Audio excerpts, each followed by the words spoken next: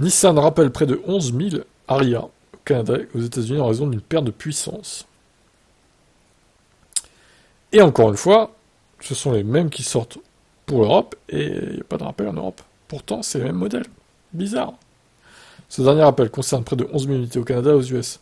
Heureusement, cette fois, le correctif est une mise à jour logicielle. Mais son installation nécessitera une visite dans la concession. Alors, un HTSA, évidemment, toujours R. Hein. Nissan a pris conscience du problème pour la première fois en janvier 2022. Lorsque, lors d'un essai de production, le moteur électrique d'un Nissan Ariya s'est soudainement arrêté juste après. Et le véhicule a commencé donc à avancer à une vitesse lente.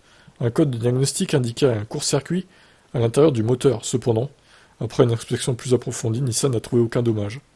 Bizarre. Après une enquête plus approfondie, Nissan a découvert des copeaux de matériaux fibreux conducteurs sur l'extrémité des bagues collectrices de certains moteurs.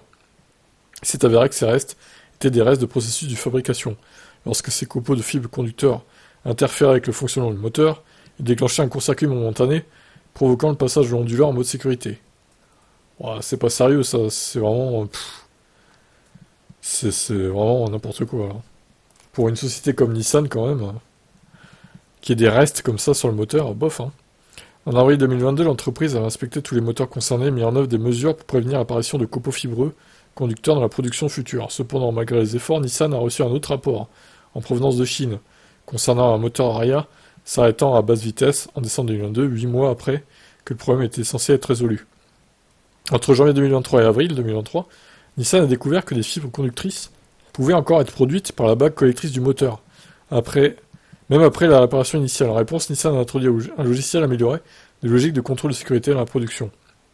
Mais même après l'introduction de la logique de contrôle améliorée, Nissan a continué de recevoir des rapports faisant état d'arrêt de moteur. Voilà, mais il faut pas acheter ce véhicule en fait. Hein.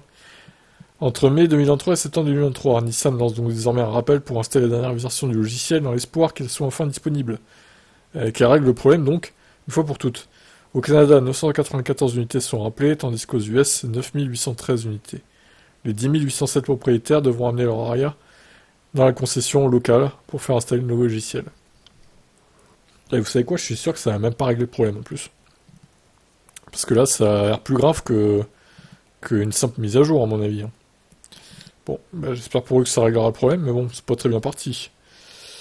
Et étrange histoire, donc ce Nissan Ariya, qui était censé redonner un souffle à Nissan après le succès de la Leaf 1 et 2, même si maintenant, bon, c'est plus des voitures à succès, on va pas se mentir, c'est en grosse perte de puissance au niveau des ventes.